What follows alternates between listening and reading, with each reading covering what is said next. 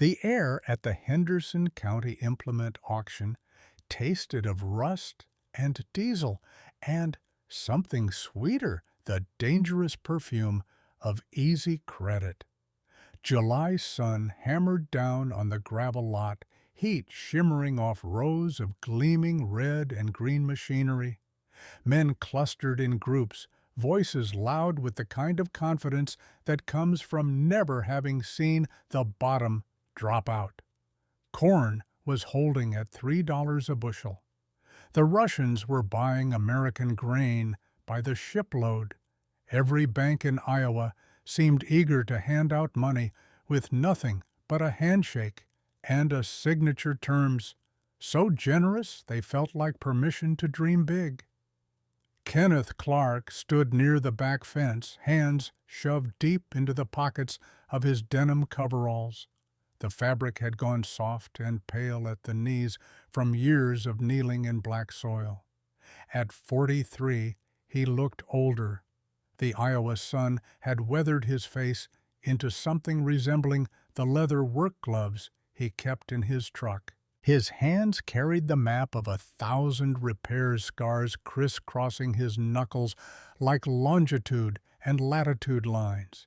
His shoulders sloped forward slightly, not from weakness, but from carrying the weight of knowing things most men his age had forgotten or never learned. His family had worked the same 320 acres of black soil since before the Civil War. His grandfather broke that prairie ground with mules. His father paid it off in 1954, the year Kenneth turned 21.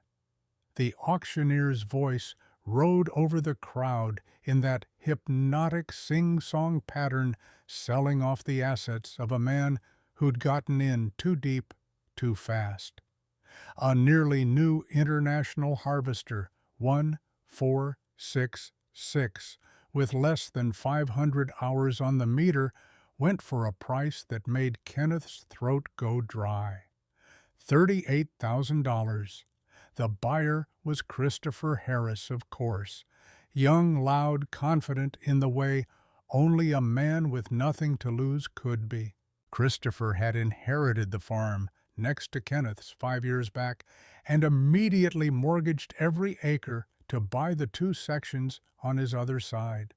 He drove a new Ford pickup with factory air conditioning. He farmed with equipment he traded in every other year, always chasing the latest, biggest, fastest machine. Christopher swaggered through the crowd after winning his bid, clapping neighbors on the back. His voice carried across the yard. "Get big or get out, boys. You can't make money with museum pieces." His eyes found Kenneth for just a moment, a glint of something between pity and contempt in them before he turned away. Kenneth chewed on a stem of wintergreen and watched the auction move forward. They were getting down to the odds and ends now, the forgotten junk pushed to the back fence row. Then they dragged it out. A massive Massey Ferguson 510 combine, one of the first super combines from the late 60s. It should have been an impressive machine. Wide 18-foot grain head, big Perkins diesel engine, the kind of equipment that could harvest a section of wheat in a day. But this one was a wreck. It had been sitting in a grove of cottonwood trees for years, maybe a decade. The huge tires were cracked and flat, the rubber practically melting into the earth. The once bright red paint had faded to a sick pink, in places peeling away in sheets to reveal a galaxy of orange rust beneath. Birds had built nests in the engine compartment. The cab, just a sun-bleached canvas canopy, hung in tatters. Someone had slapped a magnetic sign on the side for scrap as is. A ripple of laughter moved through the crowd. "What was old man Henderson thinking with that thing?" someone muttered behind Kenneth. "Thing probably seized up the first week he had it." Christopher's voice cut across the gathering loud enough for everyone to hear. Hell, you'd spend more on diesel just dragging that pile to the scrapyard than you'd get for the metal. The auctioneer, a cousin to the farmer, whose life was being liquidated piece by piece, looked embarrassed. All right, all right, let's get this over with. What am I bid for this agricultural relic? Let's start at scrap price. Who will give me 500? 500 for the whole works. Silence answered him. The only sound was wind whistling through the empty grain tank. But Kenneth wasn't laughing. He walked closer, boots crunching on paint chips and dried mud. He saw past the rust and bird nests. The frame was straight, no cracks, no obvious bends. The final drives looked intact, heavy cast iron housings that would cost thousands to replace if they were broken. He circled the machine slowly, ignoring the snickers from the crowd. The sheet metal was dented and scarred, but it wasn't rusted through in the critical spots. He climbed the ladder, his weight making it groan. Up close, the decay was even worse. Mouse droppings, wasp nests, years of accumulated grime. But he peered into the engine bay, and his heart kicked. The block itself, a big inline six-cylinder Perkins, looked solid. No visible cracks in the casting. The freeze plugs were intact. He knew that engine. It was a torque monster simple enough to rebuild with basic tools. He climbed down and kicked one of the flat tires. The sidewall was hard as concrete, checking badly, but the bead was still sealed to the rim. He walked around to the back, inspecting the chopper and straw walkers. Everything was frozen solid with rust, but nothing had been cannibalized. All the parts were there. 400 then. The auctioneer's voice had taken on a pleading quality. Just to get it off the property. 400, gentlemen. You'll make that back on the tires if you can get them off. Christopher caught Kenneth's eye from across the yard. Thinking of getting a new planter, Clark? His voice dripped sarcasm. You could probably melt this thing down and make a few hundred row units out of it. His friends howled. Kenneth felt heat climb his neck, but it wasn't exactly anger. It was something his father had beaten into him through hard years and harder lessons, a stubborn refusal to let other men tell him what had value. He thought about his father's last words, spoken from a hospital bed in Des Moines 7 years ago. The old man's hands had been thin and spotted with age, but the grip had been strong when he grabbed Kenneth's wrist. Don't let them take this land. Don't ever let a banker own your future. Kenneth looked at the auctioneer and cleared his throat. 200. The words fell into the crowd like a stone into still water. Every head turned. The silence was total shock. Christopher's jaw actually dropped for a second before snapping shut into a smirk. The auctioneer blinked. I have a bid of 200 from Kenneth Clark. 200. Do I hear 250? Anyone? 2.25. He looked around desperately. No one moved. They were all staring at Kenneth, the crazy man, buying the boat anchor. Sold. The gavel came down on his palm with a crack. To Kenneth Clark for $200. Lord help you, son. As the crowd began to disperse, muttering and shaking their heads, Christopher walked over. He stood there for a moment, looking from Kenneth to the mountain of scrap iron. You finally lost it, Clark. That's not farming. That's just stubborn. Kenneth didn't look at him. My equipment's paid for. Christopher shook his head slowly, as if watching a child make a terrible mistake. My new 1466 will pay for itself in one season. You'll spend the whole winter just trying to get that thing to move. And for what? To save a few bucks, my bills are paid, Christopher. The younger man's expression shifted to something almost like genuine concern, which was somehow more insulting than mockery. You're living in the past, Clark, and the past don't pay the bills in 1976. He walked away back toward his new tractor, leaving Kenneth alone with his purchase. The combine sat there in the afternoon heat like a monument to bad decisions. But somewhere deep in his chest, beneath the doubt and the worry about what Rebecca would say, Kenneth felt a small spark of something that might have been hope, or might have been pure stubborn pride. Getting that Massey Ferguson home turned into a 3-day battle against rust and physics. The first problem was the tires. The valve stems had corroded completely shut, fused into solid lumps of oxidized brass. Kenneth spent an entire afternoon with a can of penetrating oil, a wire brush, and a pair of vice grips, working each stem until his hands cramped. The rubber was checked so badly he was certain they'd explode the moment air hit them, but somehow they held. They bulged out in strange shapes, hissing and creaking, but they took pressure from the old PTO-driven air compressor he'd mounted on the back of his 1968 John Deere 4020. The steering was next. The whole system had seized solid. The tie rods looked like they'd been welded directly to the axles by a decade of corrosion. After 2 hours of trying to free them with penetrating oil and heat, Kenneth gave up and disconnected the main hydraulic steering cylinder. He chained the front axle straight. The combine would have to be towed like a dead sled, but the worst fight was with the brakes.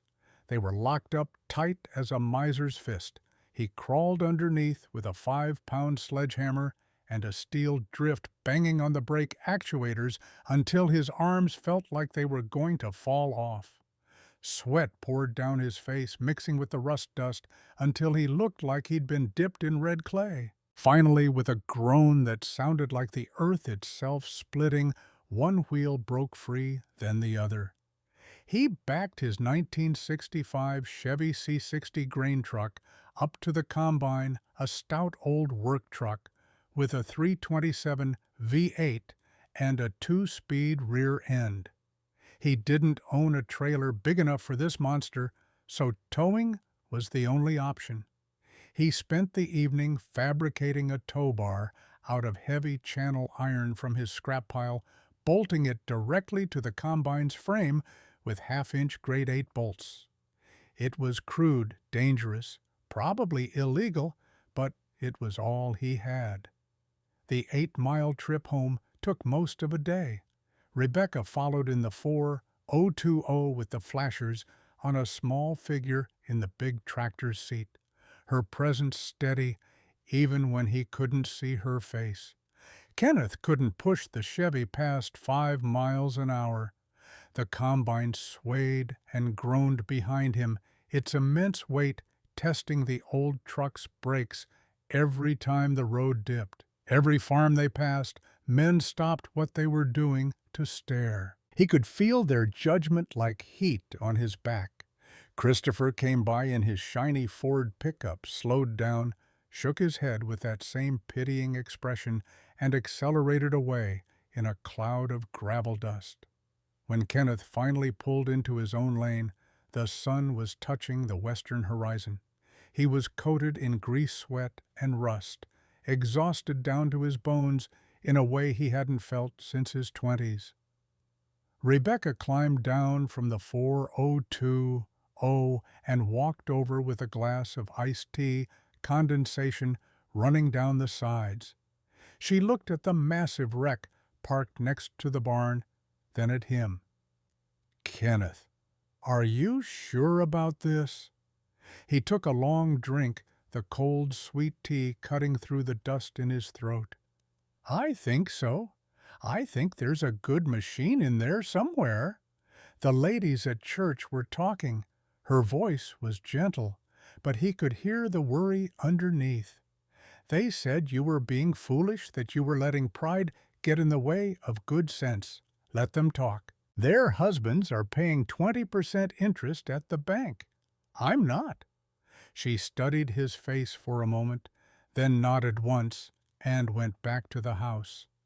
That was Rebecca. She'd voice her concern, but once she saw he was set, she'd stand beside him. The knowing of that made the combine sitting there look a little less impossible. Brandon appeared in the barn doorway, 9 years old, watching his father with eyes that took in everything. "Dad!" The boy's voice carried across the yard. "Is it true? Mr. Harris called you stupid?" Kenneth walked over and knelt down in the gravel, putting himself at eye level with his son. "Son, people laugh at what they don't understand. But watch, we're going to prove something important." The boy's forehead wrinkled. "What?" "That the things everyone throws away sometimes have the most value." Brandon looked past his father to the rusting hulk, then back. "Can I help?" Kenneth put a hand on his shoulder. "We'll see. Right now, you help your mother with evening chores." The boy ran off toward the chicken coop, and Kenneth stood watching him go, feeling the weight of what he'd just taken on settle across his shoulders like a yoke. When the first snow fell that November, Kenneth began the real work. The barn became both sanctuary and prison during those long winter months. A single bare bulb hung from the rafters, casting harsh shadows across the disassembled combine. He started with the teardown, each step revealing the depth of the machine's decay. The oil he drained from the crankcase came out like black sludge, thick with grit and metal particles. He pulled the injectors one by one, labeling each with masking tape and a grease pencil. Then came the valve cover, the intake manifold, the exhaust manifold. All of it corroded, seized, fighting him every step. The cylinder head was the first major battle. The head bolts were rusted into the block, practically welded by a decade of oxidation. Kenneth put a 6-foot length of pipe, a cheater bar, onto his biggest breaker bar and threw his entire weight against it. The bolt didn't even groan. He soaked it in penetrating oil for 2 full days. Then he fired up his cutting torch and heated the block around the bolt until the cast iron glowed cherry red, the heat making the December air shimmer. While it was still hot, he struck the bolt head with a hammer, trying to shock the threads loose. Then he put the pipe back on and pulled again, this time with a screech that set his teeth on edge and echoed through the barn. The bolt broke free. He repeated the process 17 more times. It took a week just to remove the cylinder head. When he finally lifted the head off with his chainfall, he saw the truth. The exhaust flap had rusted open years ago, probably the first winter the combine sat abandoned. Rain and snow had dripped down the exhaust pipe, through the open exhaust valve on cylinder number 5, and pooled there. Over the years, that cylinder wall had turned into a solid mass of pitted rust. The piston was fused to it, welded by corrosion into a single, useless lump of iron. The other 5 cylinders were perfect, their walls still showing the crosshatch pattern from the factory hone, protected by a thin film of old oil. Just this one cylinder ruined by a stuck valve and 10 years of weather. He stood there in the cold barn staring at the ruined cylinder and felt the weight of his $200 gamble pressing down. The gossip at the co-op had been relentless. "Heard Clark is trying to unseize that old Massey. More money than sense, that one. Could have bought a decent used gleaner for what he'll spend on parts." It was week 4 when the doubt hit hardest. Kenneth sat alone in the barn past midnight, staring at that frozen cylinder. On his workbench sat a dealer catalog he'd picked up in town. Used Gleaner Combine, $8,500. The bank would probably loan him the money. Everyone was getting loans. Interest rates were still reasonable at 10%. He could be farming with a working machine next harvest instead of gambling on this wreck. His breath made clouds in the frigid air. The house was dark except for the kitchen light Rebecca always left on for him. "Everyone says you're crazy." The words formed in his mind, bitter and cold as the December wind rattling the barn doors. Maybe they're right. Then he thought about his father's last words, spoken from that hospital bed.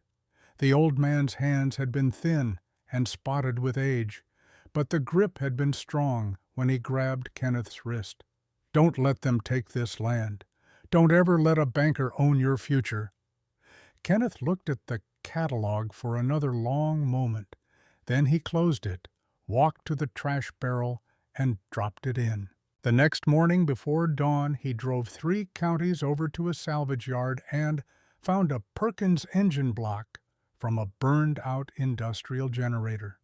He paid cash $200 and hauled it home in the back of his truck. He didn't need the whole block, just the piston and cylinder sleeve from it. In the shop, he built a makeshift press using an old hydraulic jack and some I-beams he'd been saving, and carefully pressed the rusted sleeve out of his combine's engine block. The sound it made coming free was like metal screaming a shriek that seemed to carry all the years of decay with it. For weeks after that, he worked with a hone, cleaning the bore where the new sleeve would fit, measuring it with micrometers until the dimensions matched the specifications he'd found in a worn shop manual. He cleaned every piston checked, every ring scraping away carbon with a wire wheel. He ordered a new gasket set from a dealer in Des Moines, paying cash from the coffee can where Rebecca kept the egg money.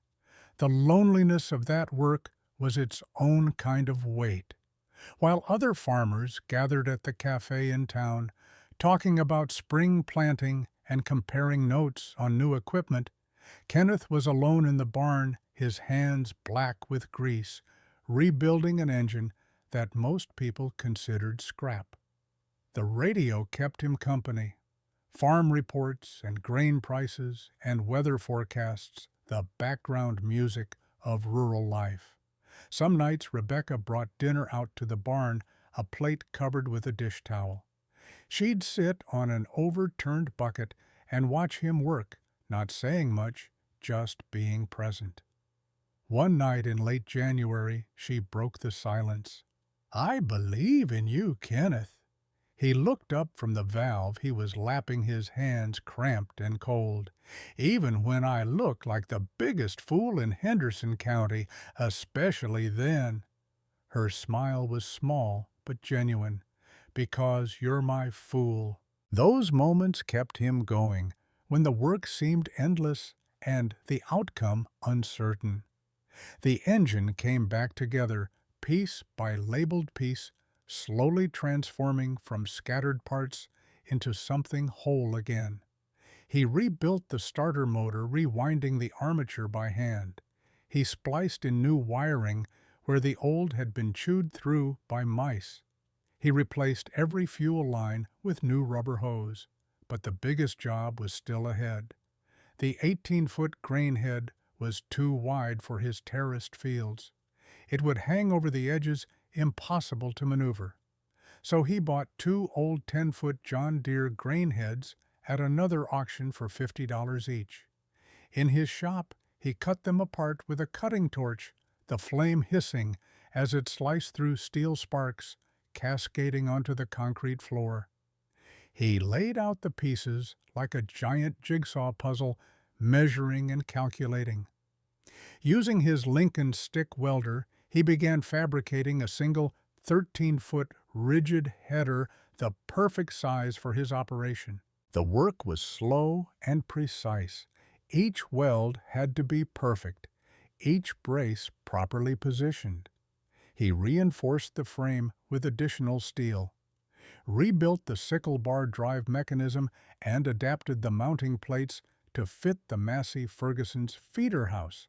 It cost him nothing but time, welding rods, and electricity, and patience. Endless grinding patience. By early June, the combine was whole again. The engine, freshly painted Perkins green, gleamed under the barn lights. The custom-built header was mounted and tested the sickle bar running smooth. He'd replaced both batteries, filled the fuel tank with fresh diesel, and bled the fuel system 3 times to make sure no air remained in the lines. The morning he decided to start it, Kenneth stood in the barn doorway watching the sun come up. His hands were shaking slightly from exhaustion or nervousness, he wasn't sure which. 9 months of work had led to this moment, 9 months of doubt and frozen fingers and quiet determination. He climbed into the operator's seat. The worn steel was still cold from the night. The key was stiff in the ignition. He took a deep breath and turned it. The starter groaned, turning the big 6-cylinder engine over slowly, laboriously. Once, twice. The compression was tremendous, the resistance almost more than the starter could handle. On the 3rd revolution, a puff of white smoke coughed from the exhaust stack. On the 4th, another. The engine was trying. He reached for the ether bottle, just a quick shot to help it along. One more turn, and then it happened. With a roar that shook dust from the rafters, the Perkins diesel fired. It sputtered and coughed, belching a thick cloud of black smoke and rust flakes that had been hiding in the exhaust system. Then it settled into a rough, hammering idle, the sound of 6 pistons driving 6 connecting rods, the music of controlled explosion and precision engineering. Kenneth sat there with his hands on the steering wheel, trembling. It was the most beautiful sound he'd ever heard, not because it was smooth or quiet, but because it was proof. Proof that he'd been right to look past the rust, proof that invisible work had value, proof that sometimes the things everyone else calls junk still have life in them. He let it run for 20 minutes, watching the temperature gauge climb, listening for any strange knocks or rattles. The engine ran rough at first, then smoothed out as the cylinders heated and the rings seated. When he finally shut it down, the silence that followed felt somehow fuller than before.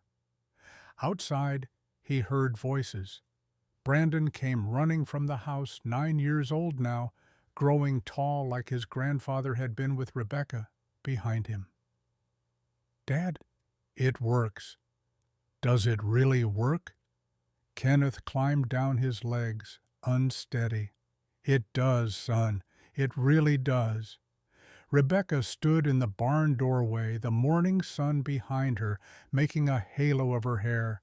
There were tears in her eyes, but she was smiling. "I never doubted." "Yes, you did. I saw it in your eyes sometimes." "Okay, yes, but I trusted anyway. That's called faith." He wanted to say something about love, about partnership, about how her quiet presence had kept him sane through the long winter. But a truck engine interrupted, Christopher's Ford slowing on the road. Through the barn door, Kenneth watched him stop, saw the young man's face as he realized the combine was running, saw his expression tighten before he accelerated away. Kenneth Clark had spent $200 and 9 months of his life bringing a dead machine back from scrap. He'd done it alone in a cold barn while the world outside moved forward without him. He'd been mocked and pitied and dismissed as a fool living in the past. But standing there with his family, listening to the tick of cooling metal, Smelling the diesel smoke that still hung in the morning air, he knew something the mockers didn't. The future everyone was chasing on credit and promises that future had a price tag attached. And someday, somehow, that bill would come due. When it did, the man with no debt and a machine he'd rebuilt with his own two hands would still be standing. He just didn't know yet how soon that day would arrive, or how terrible the reckoning would be. By the spring of 1978, the Massey Ferguson had proven itself through a full harvest season. The custom header had cut clean through Kenneth's soybean fields. The rebuilt Perkins had run strong, never missing a beat through 18-hour days. His bins had filled with good grain sold at peak prices. But around him, the boom was accelerating into something that felt dangerous, like a car picking up speed on a downhill grade with no one's foot on the brake. Grain prices stayed high through 78 and into 79. Land values doubled, then doubled again. Farms that had sold for $800 an acre in 1970 were bringing $3,000 by 1979. The Secretary of Agriculture, Earl Butz, was on the radio constantly. Plant fence row to fence row. Get big or get out. American agriculture is feeding the world. At the diner in town, the conversation had shifted. Men no longer talked about the weather or their crops. They talked about interest rates and expansion strategies and tax implications. They spoke in abbreviations Kenneth didn't recognize. LTV ratios, ROI, leverage multipliers. Farming had become a business, and businesses needed to grow. Christopher Harris was the poster child for this new era. By the spring of 1979, he was farming over 1,000 acres. He'd bought the Peterson place as planned, then added another 80 acres in the fall. His operation was a gleaming testament to modern, leveraged agriculture. He ran 2 full-time hired hands. His wife, Michelle, drove a new Chevrolet station wagon. On Sundays at church, she wore clothes that came from department stores in Des Moines, not from the Sears catalog. One afternoon that spring, Christopher stopped by Kenneth's farm. His truck idled in the lane, air conditioning humming.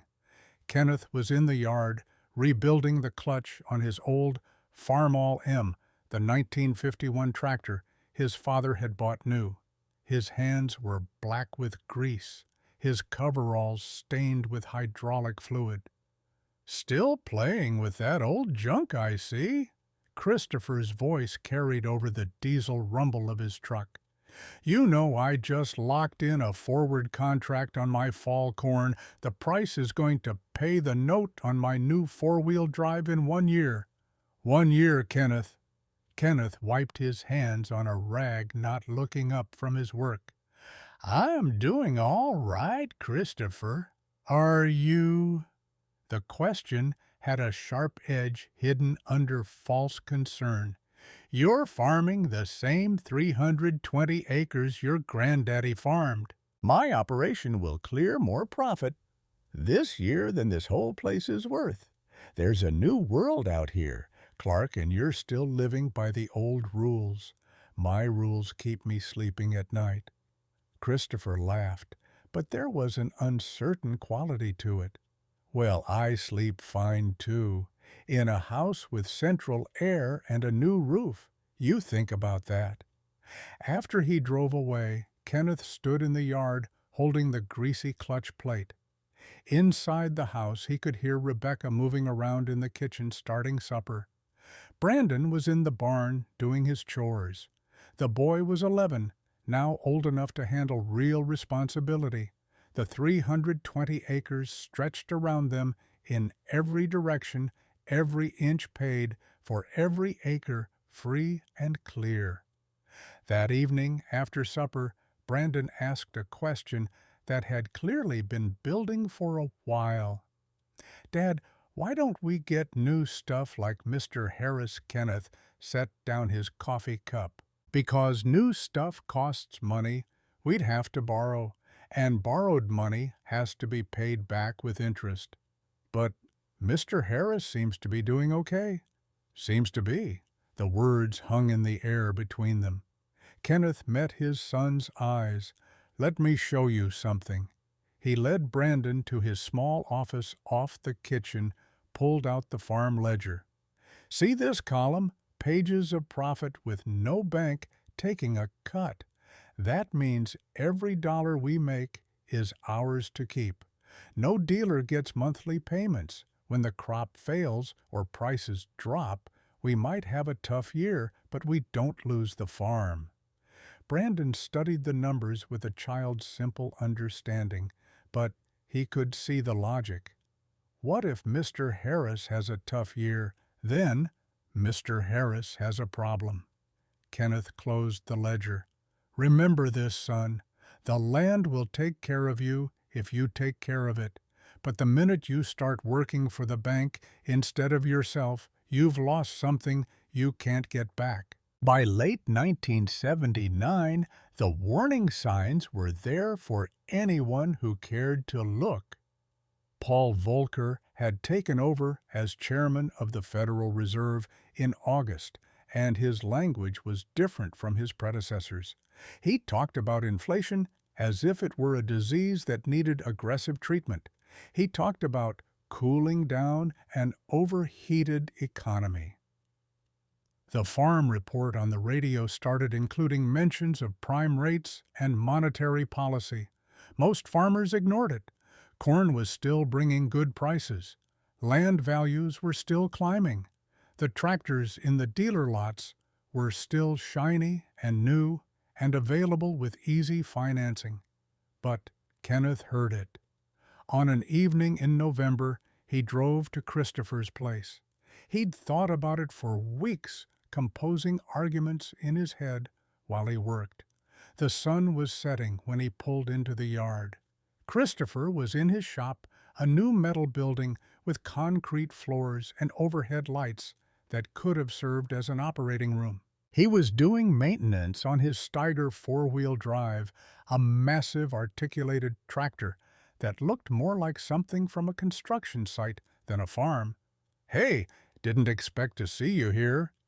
Christopher straightened up from under the hood, wiping his hands on a shop towel that was cleaner than most of Kenneth's clothes. "Just wanted to talk for a minute." Kenneth stayed by his truck, suddenly uncertain. "Interest rates are climbing, Christopher. Volcker's talking about fighting inflation. If they keep raising rates and corn prices drop, that's a lot of ifs." Christopher's tone was defensive, now the easy confidence cracking slightly. "Look, I appreciate the concern, but I know what I'm doing. I've got forward contracts. I've got crop insurance. This is modern agriculture, Clark. We use leverage to grow. That's how it works now. Just be careful. That's all I came to say. I am being careful. I'm carefully building an operation that'll still be here when yours is just a historical footnote." Christopher turned back to his tractor. "Thanks for stopping by." Kenneth drove home in the dark, knowing he'd done what he could and knowing it hadn't been enough. You couldn't save someone who didn't want to be saved. You couldn't make a man see danger when he was convinced he was invincible. The summer of 1980 arrived with a cruelty that seemed biblical in its precision. By the first week of May, the rain stopped. It simply stopped, as if some cosmic valve had been shut off. The sky turned a pale, hazy white and stayed that way for months. June came with temperatures that broke records set during the Dust Bowl. July was worse. Kenneth's corn, which should have been knee-high by the 4th of July, struggled to reach his waist. The leaves curled tight like rolled cigars, a defense mechanism against the relentless sun. The deep black soil that had always held moisture so well cracked open in geometric patterns, fissures deep enough to swallow a man's boot. Every morning Kenneth walked to the edge of his porch and looked at the sky. Every morning it was the same pitiless white haze. The knot in his stomach grew tighter each day. A drought didn't care whether your machinery was new or old, whether you had debt or were free and clear. It starved everyone the same. But debt made starvation fatal. The heat was a physical thing, a weight that pressed down on the land and squeezed the life out of it. Cicadas buzzed from morning until night, a constant high-pitched drone that sounded like the earth itself screaming. At the co-op men who'd bragged about their projected yields in the spring now stood in sullen silence, staring at the heat shimmering off the asphalt parking lot. The news from the Federal Reserve was somehow even hotter than the weather. Interest rates weren't just climbing, they were soaring. The prime rate hit 15% in June. By August, it was at 18%. The numbers were so abstract, so impossibly high, that most farmers just shook their heads. They'd signed their loans when rates were 10 or 12%. Many had variable rate agreements, assuming rates would come back down. They hadn't imagined this. On a Wednesday afternoon in mid-July, Kenneth was trying to cultivate what was left of his corn, scraping at the stubborn weeds that seemed to thrive in the heat that killed everything else, when he saw trouble at Christopher's place. The massive Steiger four-wheel drive sat motionless in the middle of a field, a plume of black smoke frozen against the white sky like an exclamation point. Within 20 minutes, the dealer's service truck came racing down the gravel road, throwing up a dust cloud visible for miles. Two men in clean uniforms worked on the tractor for hours, their movements increasingly frantic under the punishing sun. Kenneth watched from the seat of his Farmall M, the old tractor's engine, popping its steady, reliable rhythm, and felt a sick certainty about what was happening over there. That evening, he saw Christopher at the gas station in town. The younger man looked like he'd aged a decade since spring. His face was pale under his tan eyes, shot through with red veins, shoulders slumped. He was moving like a man carrying an invisible weight. What happened to the Steiger? Christopher kicked at a loose piece of gravel. Hydraulic pump went out, took the whole planetary gear set on the right side with it. He let out a laugh that had nothing to do with humor. Dealer says it's a factory defect, but of course we're 3 months out of warranty. They flew the parts in from Fargo. You know what that bill came to? $12,000 for a part that shouldn't have failed in the first place. $12,000! The number hung in the air between them. It was more than Kenneth had paid for his John Deere 402, his Chevy grain truck, and the Massey Ferguson combine combined, more than some men made in a year. Christopher's voice cracked slightly. And the fuel. Diesel's over $1 a gallon now. That thing burns 30 gallons an hour under a heavy load. It's eating me alive, Clark. Just eating me alive. He looked at Kenneth's old Ford pickup, faded blue paint and rust spots, 200,000 miles on the odometer. How do you do it? How do you make it work with this old junk? My costs are low. When something breaks, the part I need is usually sitting in a salvage yard somewhere, waiting for me to find it. Christopher just shook his head and walked to his truck. When he drove away, the swagger that had defined him for 5 years was completely gone. All that was left was a man standing on a trapdoor, finally feeling the hinges start to give way beneath his feet. The harvest that fall was catastrophic. Yields were cut in half across the county. Kenneth's fields, which normally produced 130 bushels per acre, struggled to make 65. But because he had no debt, it was a bad year, not a killing blow. He could absorb the loss, tighten his belt, and survive. For Christopher, the mathematics were brutal and inescapable.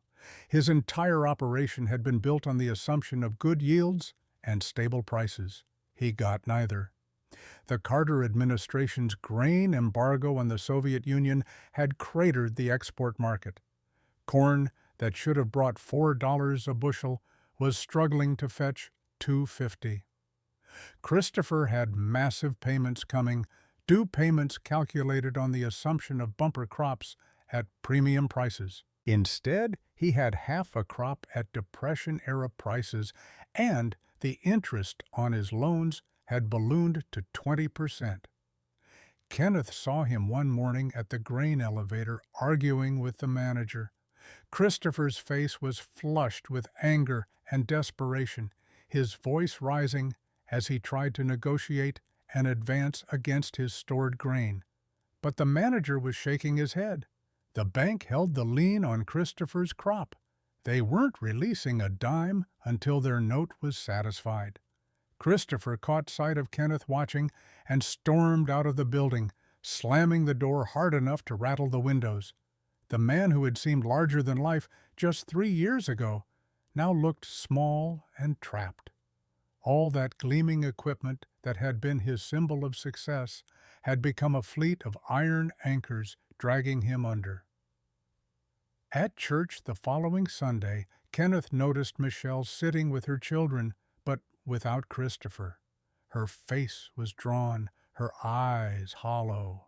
She wore a dress Kenneth recognized from 2 years ago. After the service, Rebecca went to speak with her, but Michelle just shook her head and hurried to her car. Through the window, Kenneth saw her sit in the driver's seat for several minutes before starting the engine, her shoulders shaking. The winter of 1980 to 81 was the quietest, most desperate time Kenneth could remember. It felt like living through a plague, invisible but deadly, sweeping across the heartland in absolute silence. There were no headlines, no dramatic news reports, just certified letters from banks arriving in rural mailboxes, just grim-faced men from the sheriff's office posting foreclosure notices on barn doors. The newspaper classified section grew thick with farm auction notices. Farms that had been in families for 100 years survived the Depression, and 2 world wars were going on the block. The plague didn't discriminate. Good farmers and bad farmers, young and old, careful and reckless. If you had debt when the bottom fell out, you were in trouble. Land prices, which had seemed unstoppable in their climb, suddenly stalled. Then they began to fall. By January, farms that had sold for $3,000 an acre in 1979 were struggling to bring $1,500. The collapse was feeding itself. Desperate farmers trying to sell no buyers with cash or credit, to purchase values plummeting banks, foreclosing more desperate sellers, flooding the market. At the co-op, the paranoia was palpable. Men avoided eye contact. Conversations died when someone new approached. Everyone wondered who would be next. The feed store owner had started requiring cash payment. The implement dealer had laid off half his mechanics. Even the diner seemed quieter, as if people were afraid that speaking their fears out loud would make them real. Kenneth felt a strange mixture of emotions he didn't fully understand. Relief that he'd been spared, guilt that his relief felt like gloating, sadness at watching neighbors and friends lose everything, anger at a system that had encouraged, no, demanded the very behavior that was now destroying people. In church, the pastor prayed for those facing difficulties. Everyone knew who he meant. You could see it in the faces of the congregation, half of them underwater on debt, half of them trying not to show their relief at being spared. Rebecca reached over and took Kenneth's hand during the prayer. Her grip was tight, almost painful. At home that evening, she spoke the words he'd been thinking. "I feel guilty. We're okay, and so many aren't. We prepared. We chose differently. That's not luck. But what if we'd needed to expand? What if our land wasn't enough to support us? Would we have borrowed too?" Kenneth considered the question honestly. "Maybe. I don't know, but my father drilled into me the fear of debt. Literally beat it into me with work and worry. Maybe that fear saved us, or maybe we just got lucky with timing." She leaned against him on the old sofa. "Whatever it was, I'm grateful." In late March, Christopher came to Kenneth's place. It was after dark, which was unusual enough. But what struck Kenneth most was how Christopher moved slowly, like an old man, like someone who'd given up fighting. He got out of his truck and stood in the yard, not approaching the house, just standing there. Kenneth walked out to meet him. The spring air was cold, carrying the scent of thawing earth. A train whistle sounded in the distance, long and mournful. "They're taking it all." Christopher's voice was flat, emptied of emotion. "Everything." Auction set for Saturday, the 18th. A long silence stretched between them. In the distance, the train whistle sounded again. "You were right about all of it." Christopher's laugh was bitter as acid. "I thought I was building an empire. Turns out I was just building a house of cards, and the wind finally came. I'm sorry. Are you? I spent 5 years mocking you. Called you a fool, a relic, a dinosaur living in the past. And you're still standing. Still have your farm. Still have your dignity. There's no victory in this, Christopher. Watching you lose everything doesn't make me feel vindicated. It just makes me sad. Michelle's family is taking her and the kids. She's leaving me. Says she can't watch me drown anymore, and I don't blame her." Christopher's voice cracked on the last words. Kenneth's chest tightened. Words felt inadequate, useless. He put a hand on Christopher's shoulder and felt the younger man trembling. "I don't know why I came here. Maybe to say you were right. Maybe to say goodbye. You're going to survive this. It's not the end. Feels like it." After Christopher drove away, taillights disappearing into the dark, Kenneth stood in the yard for a long time. The stars were clear and cold overhead, infinite and indifferent. Inside the house, Rebecca was waiting at the kitchen table with a cup of coffee for him. "He's broken." She nodded. "Then we help him. When the time comes, we help him." Kenneth looked at her across the table. This woman who'd stood beside him through all of it, who'd trusted his judgment even when it looked like foolishness, who'd scraped together egg money to help buy engine parts. "How, I don't know yet, but we'll figure it out." Her eyes were clear, certain, because that's what neighbors do. That's what it means to be human. That night, Kenneth couldn't sleep. He went to his office and pulled out his ledger, the farm's financial records going back 20 years. He calculated what they had savings accumulated slowly, painfully, over decades of modest living. He calculated what Christopher's land was worth now in this collapsed market. He calculated what they could afford without borrowing a single dollar. The numbers were there barely, but they were there. He thought about his father's deathbed words, "Don't let them take this land." But his father had also taught him another lesson, demonstrated rather than spoken. A man's worth wasn't measured in acres, but in how he treated his neighbors when they fell. Saturday the 18th dawned cold and gray, a raw April wind whipping across Henderson County. Kenneth and Rebecca drove to the auction together, Brandon in the back seat. The boy was 13, now old enough to understand what he was witnessing, old enough to remember. The yard at Christopher's farm was packed with vehicles. The crowd was a mirror image of the one Kenneth had stood in nearly 5 years earlier, but everything had changed. The faces were the same, but the confidence had been replaced by fear and morbid curiosity. They'd come to see the king fall. They'd come to wonder who would be next. Christopher's equipment was lined up in perfect rows, just as it always had been. The big International Harvester 1486, the Steiger four-wheel drive, the 1460 axial flow combine. In the sunlight, they still looked powerful, invincible. But everyone there knew the truth. They were monuments to a broken dream, expensive tombstones marking the death of an illusion. The auctioneer's voice lacked its usual energy. He wasn't selling opportunity. He was liquidating failure. The bidding was sparse, the prices brutally low. A tractor that had cost Christopher $80,000 2 years earlier sold for $30,000. The market was flooded with used equipment from other failed farms.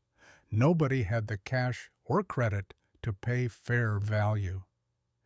Kenneth watched Christopher standing by his house, Michelle's arm linked through his. So she'd come back at least for this, or maybe she'd never actually left. The rumors in a small town were often more dramatic than reality. Christopher's face was a mask of disbelief, watching his entire world being sold piece by piece for pennies on the dollar. The crowd thinned as the big machinery sold off, but Kenneth stayed. He watched them sell Christopher's tools, his welding equipment, his air compressor, his socket sets, and torque wrenches and specialty tools accumulated over years. These were the things a man used to build his life with, and they were being scattered to strangers. Rebecca stood beside him, her hand resting lightly on his arm. She knew what he was thinking. She'd known since the night Christopher came to their house. Finally, the auctioneer moved to the land itself. They started with the parcels Christopher had bought last, the expensive ground he'd leveraged everything to acquire. It sold for less than half what he'd paid. With each lot that went, Kenneth could see Christopher flinch as if being struck. Then they came to the last piece, the original 160 acres that Christopher's father had left him, the home place, the house where he'd grown up, where his children had been born, the barn his grandfather had helped build. "All right, folks." The auctioneer's voice was tired, drained. "This is the last parcel, the home quarter with house and buildings. Let's start the bidding at $25,000. Michelle buried her face against Christopher's shoulder. This was the final cut, the last piece of dignity being stripped away. The bidding was slow. A few neighbors made half-hearted offers, but their hearts weren't in it. Then a man in a clean suit stepped forward. A land investor from Des Moines, a vulture come to pick the bones. He started bidding with the cold calculation of someone who saw only numbers, not lives. The price crept up slowly. A neighbor would bid, the city man would counter back and forth. But it was still a fraction of what the land was worth, still a bargain built on tragedy. The neighbors dropped out one by one, unable to compete, unwilling to profit from disaster. Going once. The auctioneer looked around with what might have been hope or might have been exhaustion. Going twice. Kenneth looked at Christopher. The younger man's head was down, his shoulders slumped. He'd lost everything. The equipment, the expansion ground, and now the home place. The man who'd mocked museum pieces and old-fashioned thinking was being erased from the land entirely. There was no triumph in it, no satisfaction, just tragedy. Kenneth took a breath, and his voice cut across the yard. "I'll bid 30,000. Every head turned. The crowd went silent. The city investor's face darkened with annoyance. The auctioneer's eyes widened. 30,000 from Kenneth Clark. Do I hear 35? The investor bid. Kenneth countered. They went back and forth, the numbers climbing. Kenneth wasn't thinking about price per acre or return on investment. He was thinking about Christopher's face, about Michelle's tears, about what his father would do, about what kind of man he wanted to be. He knew his finances down to the penny. 10 years of living modestly while others lived large. 10 years of saving while others spent. 10 years of repairing while others replaced. He had 180,000 in the bank. While Christopher had been spending 200,000 on equipment, Kenneth had been putting 15 to 20,000 a year into savings. The investor bid again. Kenneth countered. The price climbed past what the land was worth in the current market. The investor shook his head and waved his hand in disgust. He was out, sold. The auctioneer's gavel came down to Kenneth Clark for 42,000. A murmur went through the crowd, low and uncertain. Kenneth Clark, the man everyone had pitied for his old equipment and small operation, had just bought his biggest rival's home. The story would be told in the county for years, but nobody yet knew how it would end. After the crowd began to disperse, vehicles kicking up dust as they left, Kenneth walked across the yard toward Christopher. The younger man sat on the porch steps of the house that was no longer his, still wearing the same clothes from that morning, but looking like he'd aged another decade in the hours between. Michelle stood a few feet away, arms wrapped around herself against the cold wind. Kenneth's boots crunched on gravel. Christopher didn't look up, just stared at his own hands as if they belonged to someone else. "I am sorry, Christopher." The words seemed to reach him from a great distance. Christopher finally raised his head, and his eyes were empty, in a way that made Kenneth's chest constrict. "You won, Clark. You were right all along. I was a fool." Kenneth lowered himself onto the step beside him. The wood was cold through his jeans. "No, you weren't a fool. You just believed the song everyone was singing. It was a good song for a while. A good song." Christopher's laugh was sharp and broken. "Yeah, right up until the music stopped, and I was the only one still dancing." From his jacket pocket, Kenneth pulled out a folded piece of paper. Rebecca had typed it on their old Underwood the night before, her fingers precise on the keys while he dictated the terms. He unfolded it now, the paper crisp and white in the gray afternoon light. "I need someone to farm this place for me. I'm getting too old to handle another 160 acres by myself." He held it out. Christopher stared at it, without taking it, without moving. "I'll rent it to you for $1 a year. You and your family can stay in the house. No other conditions." Christopher's hands trembled as he finally took the paper. His eyes moved across the words, but Kenneth wasn't sure he was actually reading them. The silence stretched so long that Kenneth wondered if Christopher had heard him at all. "Why?" The word came out barely above a whisper. After everything I said to you, after I laughed at you, called you a dinosaur, told everyone you were wasting your life, because that's what neighbors do. Christopher tried to speak, but no sound came. His throat worked, his jaw clenched, and then a tear traced a path through the dust on his cheek, then another. He looked down at the paper in his hands as if it were something precious and fragile, as if it might disappear if he held it too tight. "And your tools," Kenneth gestured toward his truck. "I bought your welder and your good socket set. They're in the back. They're on loan. You come get them whenever you need them." This time Christopher did try to speak, and the words came out jagged. "I'll pay you back somehow. I don't know how, but I will. Just farm it well. That's all the payment I need." Michelle moved then, crossing the distance between them in 3 quick steps.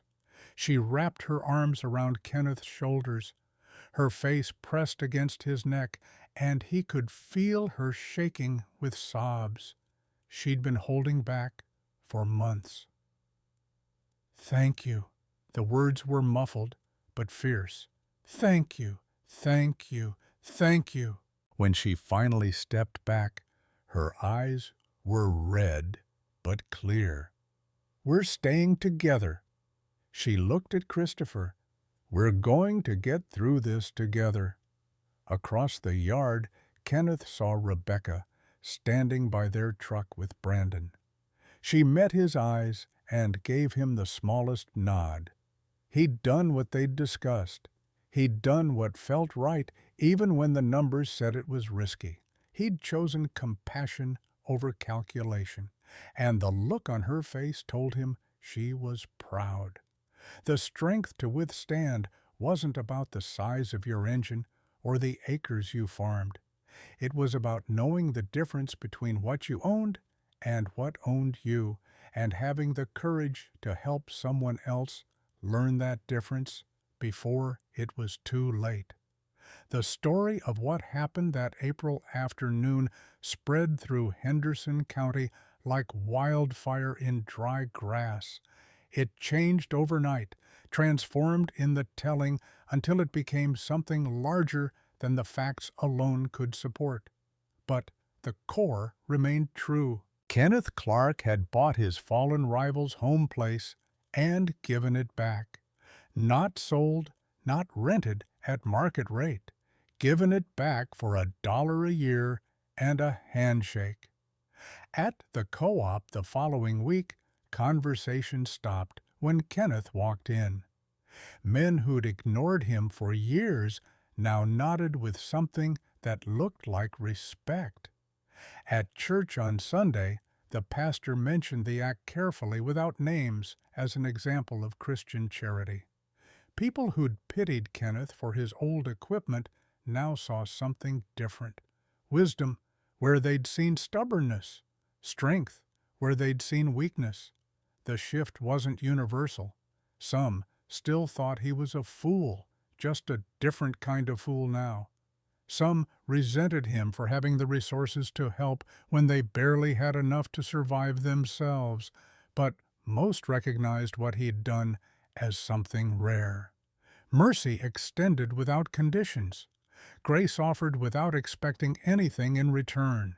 Christopher moved through those first months like a man recovering from a serious illness. He worked the land Kenneth had given him with a carefulness that bordered on reverence.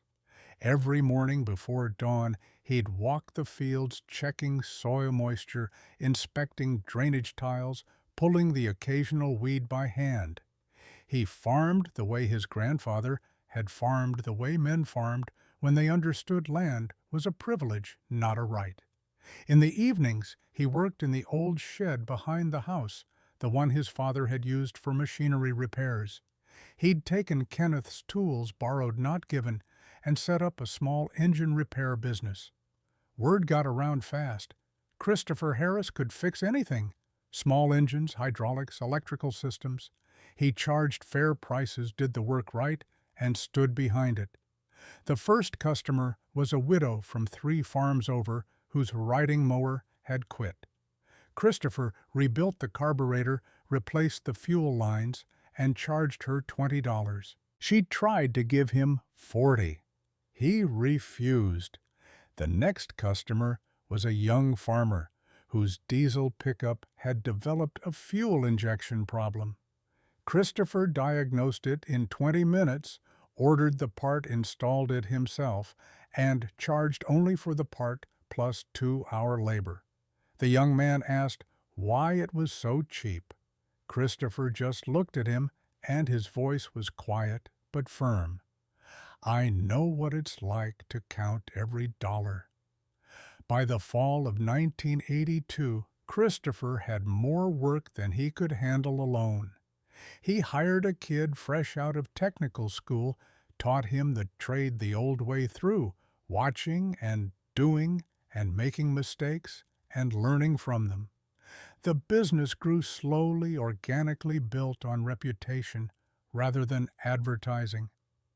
Kenneth would stop by sometimes in the evenings, finding Christopher under the hood of someone's truck or hunched over a small engine on the workbench. They'd talk about crops and weather and machinery the way neighbors had talked for generations before credit and expansion and leverage had turned farming into finance. Neither man mentioned the auction or the lease agreement or what had been lost and given back. It existed between them as a fact acknowledged but not discussed, the foundation of a friendship neither had expected. Brandon grew up watching. From 14 to 19, those critical formative years, he saw his father's choice. He saw Christopher's rebuilding. He learned lessons not taught in school. Summer of 1985. 18 years old. Brandon was working alongside Kenneth. They were harvesting with the Massey Ferguson, the machine now 8 years into service, still running strong. "Dad, kids at school say you were stupid to give Mr. Harris his land back." Kenneth didn't answer immediately. He let the combine run the sickle bar, cutting clean through the soybeans. Finally, he shut down the header and turned to his son. "What do you think?" Brandon's answer came without hesitation. "I think you gave him something more important than land." "What's that a chance?" "A second chance nobody else would give him." Kenneth smiled. "You're learning, son." In the spring of 1986, Christopher came to Kenneth's place on a Sunday afternoon. He was driving a different truck now, a used Ford, bought for cash, 15 years old, but mechanically sound. He got out slowly, walked to where Kenneth was doing maintenance on the Massey Ferguson, and stood there for a moment before speaking. "I've got money saved up, 5 years of living careful, 5 years of building the business. I want to buy 40 acres from you, from the home place. I want to buy it back." Kenneth set down his wrench. "How much have you got? 40,000 cash?" It was too much. Even in the recovering market, 40 acres was worth maybe 30. Kenneth started to speak, but Christopher held up a hand.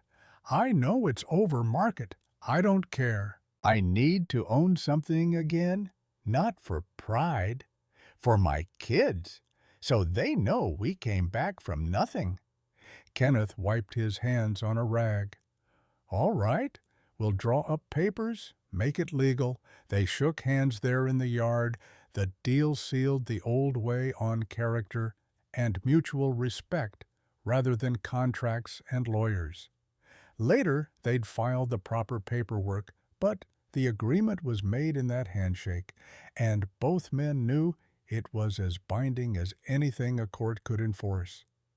"You're giving me my home back. You earned it. 5 years of good farming, 5 years of honest work. You rebuilt your life the same way I rebuilt that combine. piece by piece, with your own hands. That night at supper, Kenneth told Rebecca and Brandon about the sale.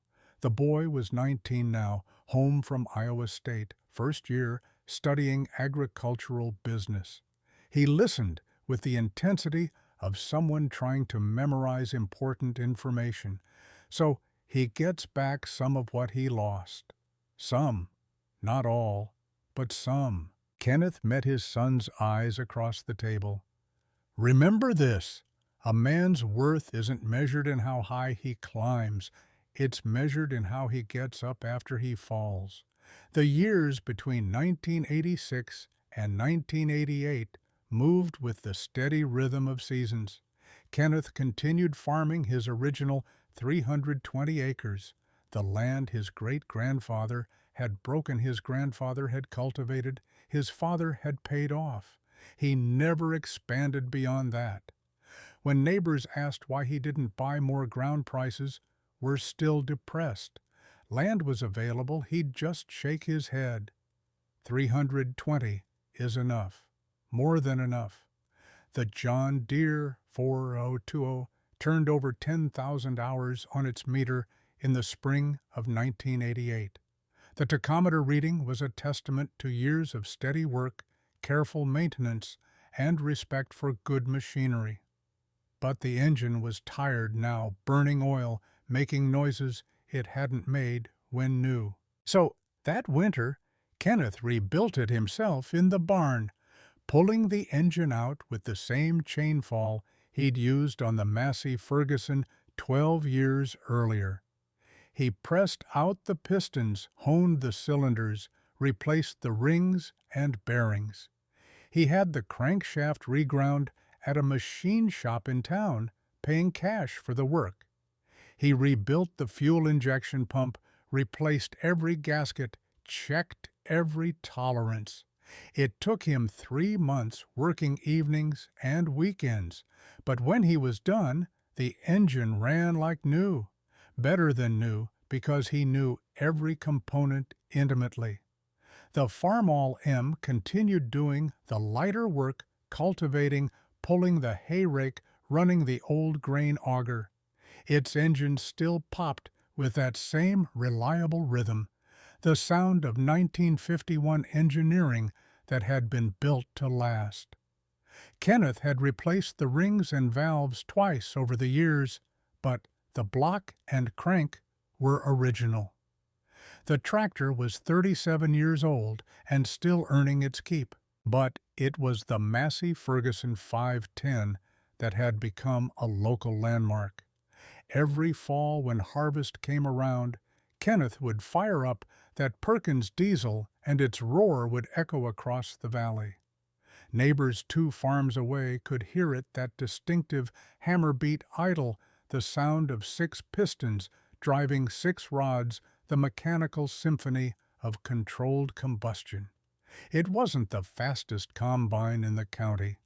It wasn't the prettiest, with its custom welded header and patches of primer showing where rust had been cut away and repaired. But people talked about it with a kind of reverence. Farmers would point it out to their sons. See that combine? Clark bought that for scrap. $200. Rebuilt it himself when everyone said it was impossible. It became a symbol, a reminder that value wasn't always visible on the surface, that work done right mattered more than shine and chrome, that sometimes the things everyone else overlooked were exactly the things worth saving. On a crisp October afternoon in 1988, Brandon came home from college for the weekend. He was 21 years old now, studying agricultural business at Iowa State, learning about markets and finance and modern farm management. He'd grown into himself, his grandfather's height, his father's hands, his mother's eyes.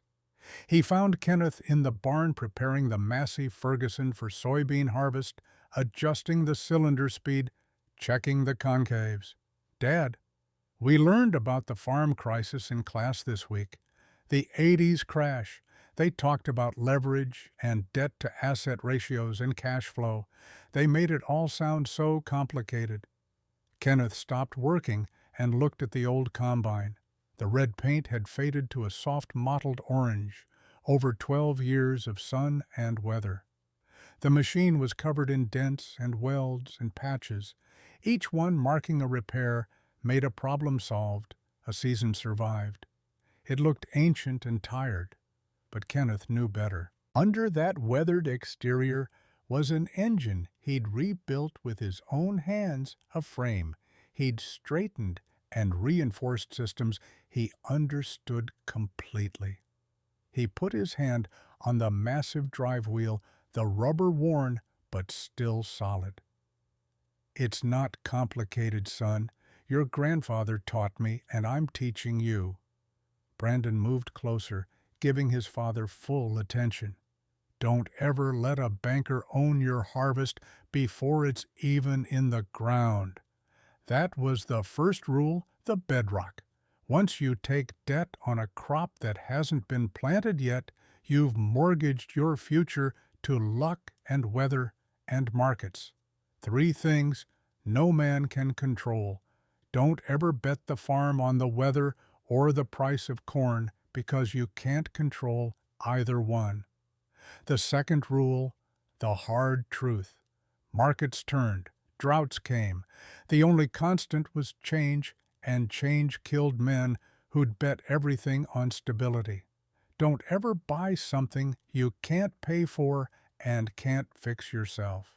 The third rule, the practical wisdom that had saved them. If you couldn't afford it and didn't understand it, you didn't own it. It owned you. Kenneth patted the combine's dusty flank, leaving a handprint in the accumulated grime of the season. "This old machine taught me the most important lesson of all. It's not about how much you can build. It's about how much you can withstand." He turned to face his son fully. "Strength isn't in the size of your engine, son. It's in the depth of your roots." Brandon looked at him, then at the combine, and something shifted behind his eyes. Understanding settled there, the kind that couldn't be taught in classrooms or textbooks. He'd watched his father's life, seen the choices made, witnessed the outcomes. He understood now that the pile of iron in front of them wasn't just a machine. It was a story. It was proof. It was a physical manifestation of principles lived out over decades. "I get it." His voice was quiet but certain. "You survived because you were prepared, not lucky. Prepared. Preparation and fear." "I was scared, Brandon. Scared of debt. Scared of losing what we had. Scared of becoming my father's cautionary tale instead of carrying on his legacy. That fear kept me conservative when everyone else was being aggressive. Turned out, conservative was the right play." A car door slammed outside. They both looked up to see an old Buick LeSabre pull into the yard, moving slowly. Margaret Wilson emerged, Kenneth's mother, moving with the careful deliberation of 81 years. She'd been a widow for 19 years now, living in town, but visiting the farm weekly. She walked with a cane, but refused any other assistance. Her back still straight, her eyes still sharp. "I'm old, not helpless." She made her way to the barn, looking at the combine with an expression that might have been nostalgia, or might have been amusement. "Still running that old beast, I see. Still running." She settled onto a hay bale with a sigh. "I want to tell you something, Brandon. Something I've never told anyone except your grandfather, and he's been gone 19 years. Both men stopped what they were doing, giving her their complete attention. "In 1932, your great-grandfather and I had $47 to our name. $47. And it was April planting season. We had a choice: buy seed corn or make the payment to the bank. Couldn't do both. Her eyes grew distant, looking back across more than half a century. We bought the seed, told the bank we'd pay after harvest. They said they'd foreclose. We said, go ahead. You can't grow corn on a banknote. Brandon leaned forward. What happened? They didn't foreclose. Couldn't afford to. They had too much land already that nobody would buy. And they knew deep down, they knew that a family farming was worth more than empty ground. So they waited. We planted that seed, worked that ground, brought in the crop. And 3 years later, we'd paid them back in full.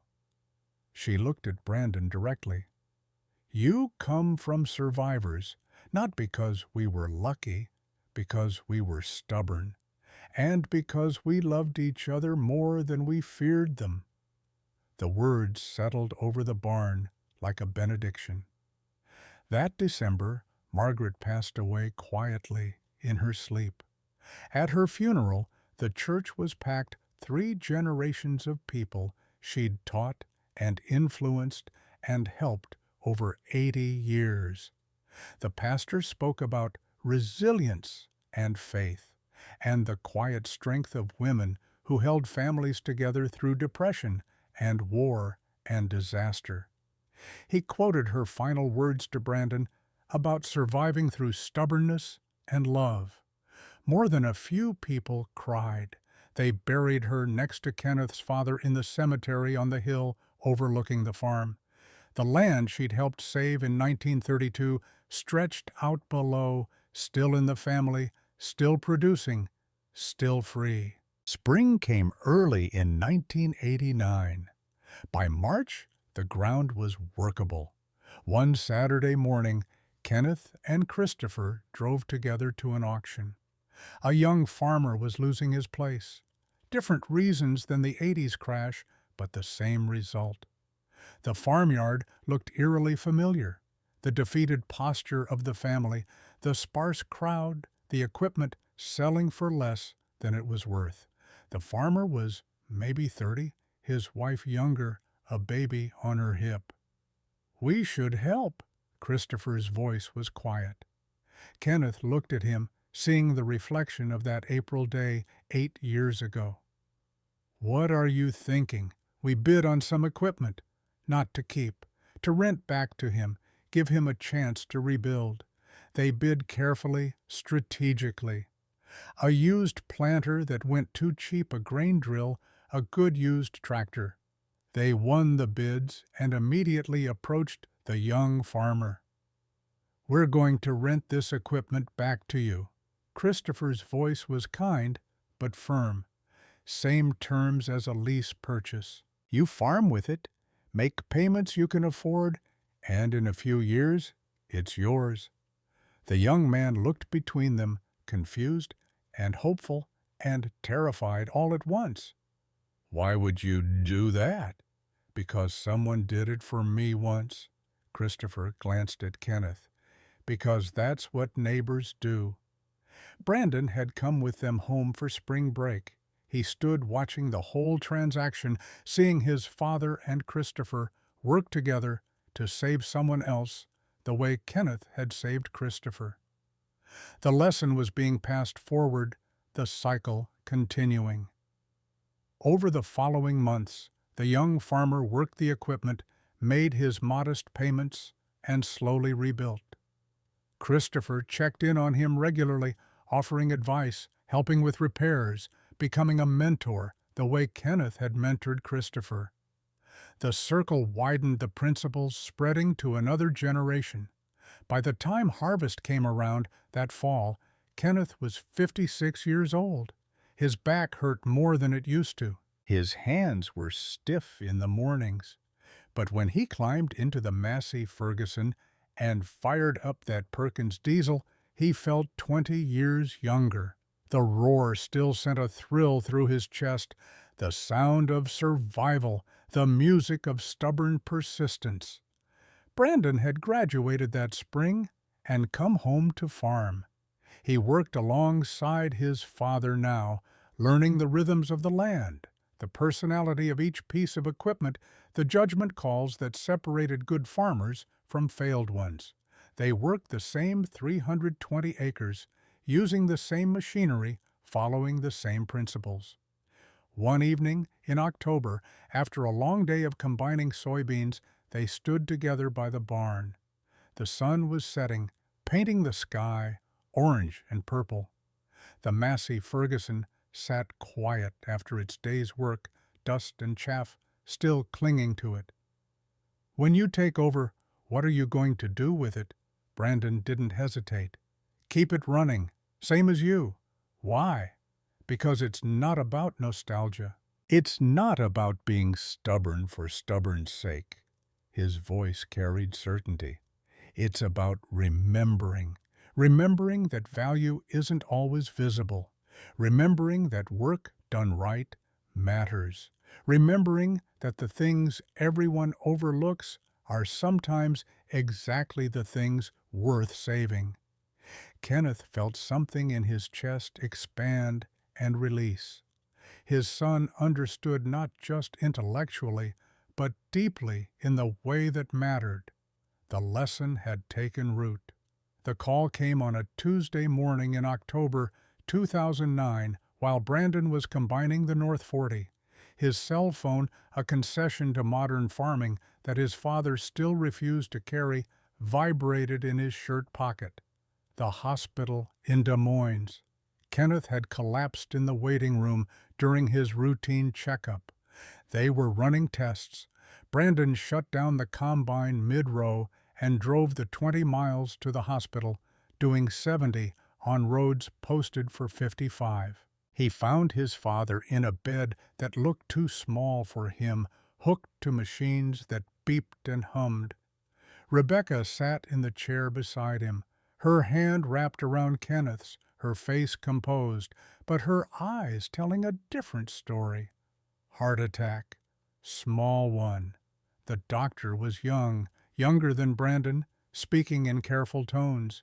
"He's stable now, but at 76, with the stress his body's been under for decades of farm work, we need to talk about lifestyle changes." Kenneth's eyes were closed, but Brandon could tell he was listening, could see the slight tightening around his mouth. That meant he was angry at his own weakness. That evening, after the doctors had left and Rebecca had gone to call relatives, Kenneth opened his eyes and looked at his son. "The combine. You left it in the field. It can wait. Nothing waits on a farm. You know that." Kenneth's voice was rough, diminished. "Get back there. Finish the field. I'll still be here tomorrow." Brandon wanted to argue, but recognized the look on his father's face. It was the same expression he'd worn 33 years ago when he'd bid $200 on a pile of scrap. Determined, stubborn, refusing to let circumstances dictate terms. So Brandon drove back to the farm in the dark and climbed into the combine by the light of its work lamps. He finished the North 40, then started on the east field, working until past midnight. Not because the soybeans couldn't wait, but because his father needed to know that the work continued, that the land was still being tended, that the principles were holding. Kenneth came home 3 days later with a list of restrictions that read like a death sentence to a farmer. No heavy lifting, no climbing into tractor cabs. Limited time in the cold, reduced stress. The doctor might as well have told him to stop breathing, but something had shifted. Brandon saw it the first morning his father stood on the porch, watching him head out to the fields instead of coming along. Saw it in the way Kenneth touched the Farmall M's fender as he walked past, a gesture almost like goodbye. That winter, sitting at the kitchen table, with papers spread between them, Kenneth spoke words Brandon had been expecting, but dreading. "I need to make it official. Transfer the deed. You've been running this place for 3 years already. Time to make it yours on paper." Brandon looked at the documents, the same land, the same 320 acres, passing from father to son the way it had 4 times before. "I'm not ready. Nobody ever is." Kenneth's smile was small. "I wasn't ready when Dad died. He wasn't ready when his father passed. But the land doesn't care about our readiness. It just needs someone who will care for it." They signed the papers in February 2010 with Rebecca as witness. Kenneth Clark transferred the farm he'd inherited at 32 to his son, who was now 43, the same age Kenneth had been when he bought the Massey Ferguson. The symmetry wasn't lost on either of them. But Brandon insisted on one addition to the transfer, a clause written in his own hand at the bottom of the legal document. Kenneth Clark retains lifetime residency and decision-making authority on all matters pertaining to equipment, land management, and farm philosophy. Effective owner may not borrow against this property without written consent of Kenneth Clark. His father read it twice, then looked up with something like wonder. "You're protecting me from you. I'm protecting us from temptation." Brandon met his eyes. Land values are climbing again. Banks are calling, offering operating loans at good rates. And I've got 2 kids heading to college. The pressure is there, Dad. I need you to be the voice that says no when I get weak. Kenneth signed below Brandon's clause without another word. By the spring of 2010, another change arrived that felt seismic. Christopher, now 72 years old, finally bought back the last 80 acres of his home place. 29 years after the auction, he'd saved enough from his repair business to pay cash for the land Kenneth had been renting to him for $1 a year. They met at the same kitchen table where so many farm decisions had been made. Christopher counted out $100 bills in stacks, $80,000, all of it earned with wrenches and patience and the slow accumulation of work done right. "It's worth more than this." Kenneth pushed the money back slightly. "Market rate is at least 95. I know what it's worth." Christopher's hands stayed on the cash. "But this is what I've got, and I'm asking you to take it because I need to own this free and clear. No bank, no debt, the way you taught me." Kenneth looked at this man who'd once mocked him, who'd lost everything, who'd spent 3 decades rebuilding himself into someone stronger than he'd ever been in prosperity. "All right, 80 it is." After Christopher left, Rebecca came into the kitchen and found Kenneth staring at the stacks of bills. 29 years. She sat down across from him. That's how long it took him to buy back what took 5 years to lose no. Kenneth shook his head. 5 years to lose the land. 29 years to buy back his dignity. The land's just a symbol. In June of that year, the Henderson County Historical Society contacted Brandon with a request that seemed absurd at first. They wanted the Massey Ferguson 510 not to scrap or sell, but to preserve. They were creating an exhibit on the farm crisis and its aftermath, and they wanted the combine as the centerpiece, the machine that symbolized survival through the crash. Brandon brought the proposal to his father. Kenneth was sitting on the porch watching storm clouds build in the west the way he'd done for 76 years. "I'm not dead yet. The combine's not retired. Dad, it's 34 years old. We've got that newer John Deere now. This one just sits in the barn. Most seasons it runs. I know it runs, but maybe it's time to let it mean something bigger than just our farm." Kenneth was quiet for a long time, watching the lightning flicker in the distance. Finally, what would they do with it? Clean it up, restore it. Some put it in the agricultural museum. There'd be a plaque telling the story. How you bought it for scrap, rebuilt it, ran it for decades. How it became a symbol of what? Of doing things right, when everyone else was doing them wrong. Of patience, of seeing value where others saw junk. Kenneth's jaw worked. They'll get it wrong, make me sound like some kind of hero. I was just scared, just trying to survive. Maybe that's the heroism, being scared, but doing it anyway. The storm was closer now, the wind picking up, carrying the smell of rain. Kenneth closed his eyes. All right, but on one condition. We drive it there ourselves, under its own power. I want people to see it's not just a museum piece, it's a working machine we're choosing to retire.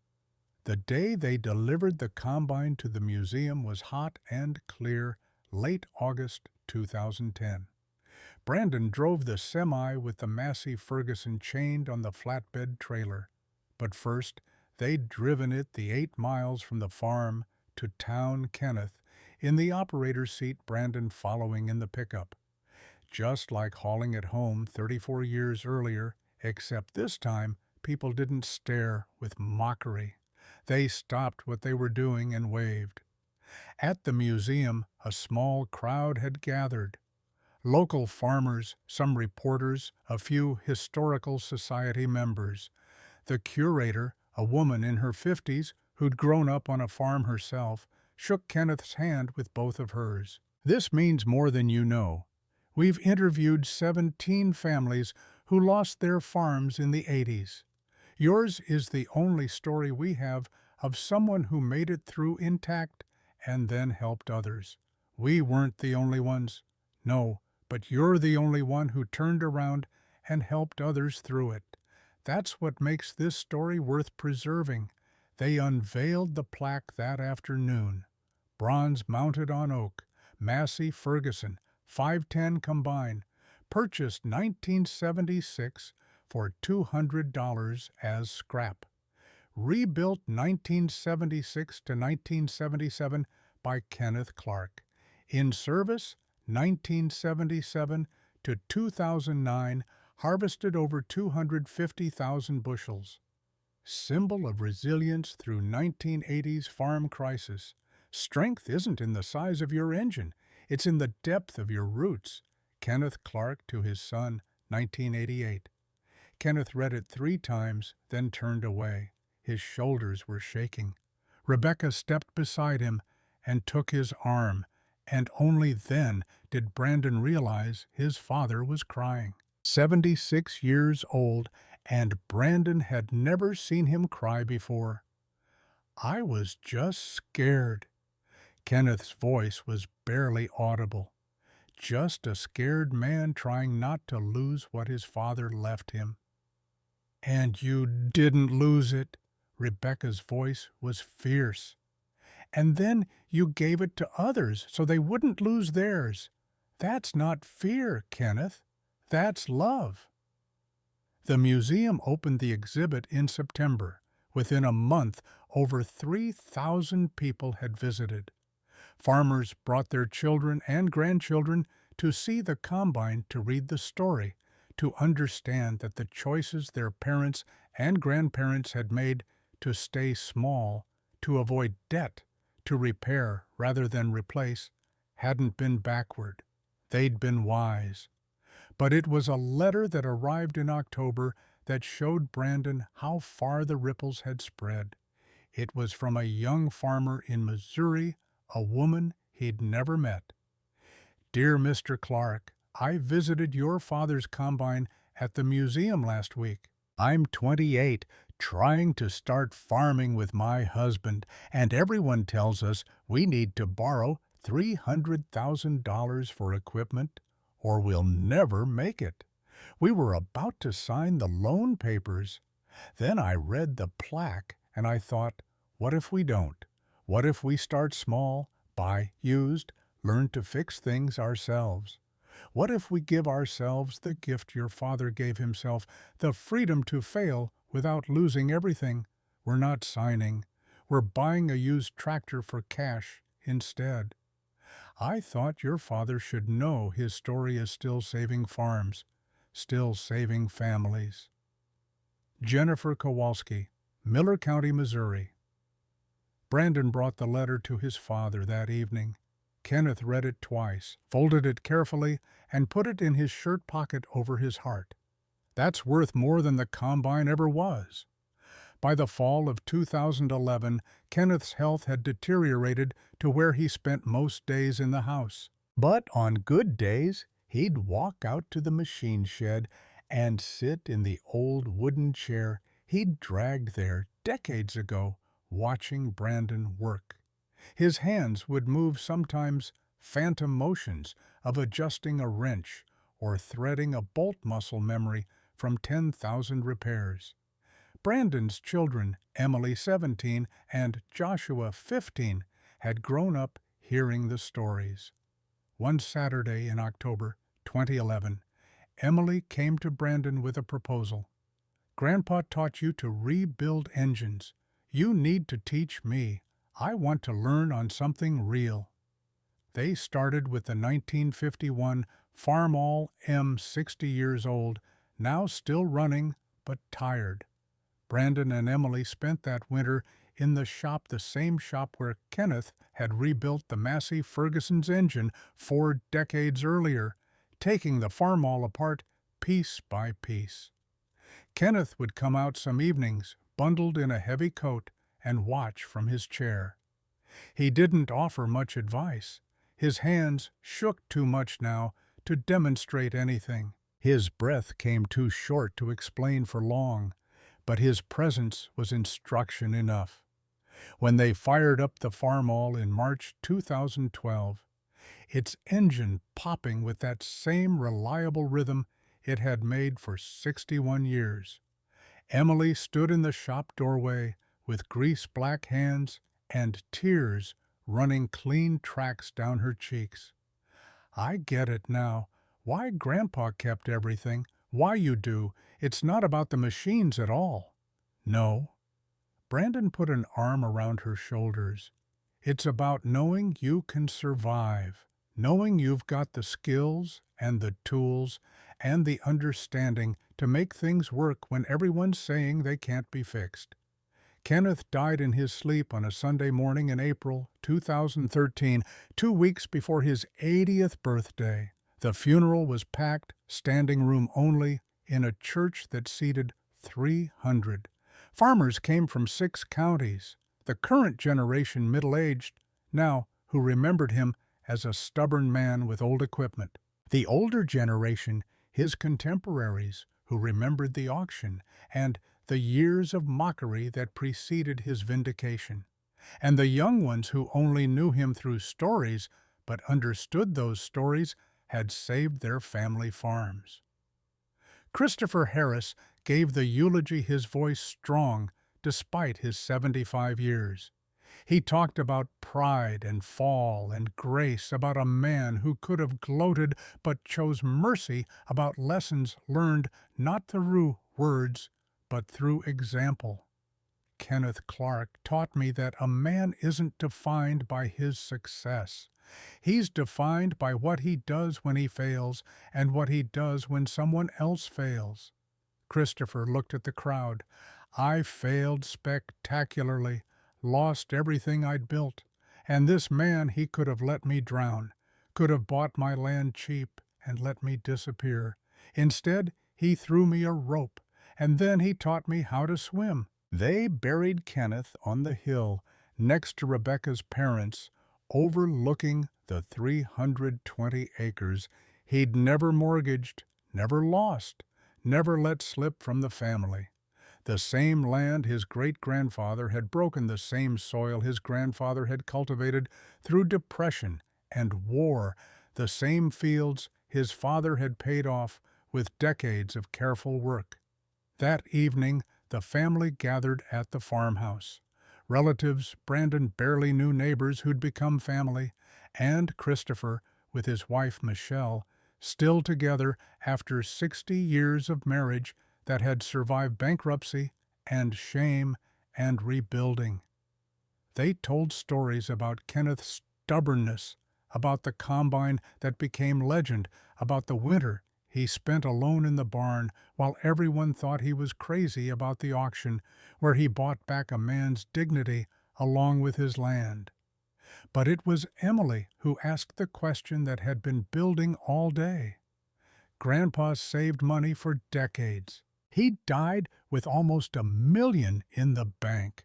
Why didn't he ever spend it? Why did he keep living like he was poor? The room went quiet. Everyone looked at Brandon. He took a breath, choosing his words carefully. He wasn't poor and he wasn't hoarding money. He was hoarding freedom. Every dollar he didn't spend was a dollar that couldn't be taken away. Every debt he didn't take was a chain he didn't have to wear. He remembered what it felt like to be scared, really scared of losing everything, and he never wanted to feel that way again. So he died rich. Joshua's voice carried genuine confusion. No, Brandon shook his head. He died free. There's a difference. Later that night, after everyone had left, Brandon walked out to the machine shed. The Farmall M sat there freshly rebuilt, ready for another decade of work. The John Deere 402, 44 years old, its engine rebuilt twice. The newer equipment they'd bought over the years, all paid for in cash, none of it financed. And in the corner, empty now, the space where the Massey Ferguson had sat for 33 years before going to the museum. Brandon could still picture it there, rusty, patched, ugly, to anyone who didn't know its story, beautiful to anyone who did. His phone buzzed. A text from the museum curator. Attendance doubled this week. Everyone wants to see the combine that survived. Thought you should know, Brandon typed back. It's a combine, and it didn't survive. My father did, but even as he sent it, he knew that wasn't quite true either. The machine and the man and the principles they represented, they'd all survived together. 320 acres debt-free since 1954, one family unbroken through 4 generations. One story powerful enough to change lives decades after the events it described. Somewhere in a museum, under careful lights and behind velvet ropes, a rusty old combine sat with a bronze plaque explaining its significance. Thousands would see it, read the story, carry the lesson forward. But here on the farm, in an old machine shed that smelled of grease and earth and time, the real legacy was simpler and deeper. It was knowing the difference between what you owned and what owned you. It was understanding that size mattered less than survival. It was learning to see value in things everyone else overlooked. It was the sound of an old Farmall M starting up on a spring morning, its engine popping the same rhythm it had made for 62 years, a sound that said, "We're still here, still working, still free." And in that sound was every lesson Kenneth Clark had ever taught, every principle he'd ever lived, every choice he'd ever made. Not preserved in bronze or displayed behind glass, but alive and working and passing from generation to generation like the land itself. That harvest would never end.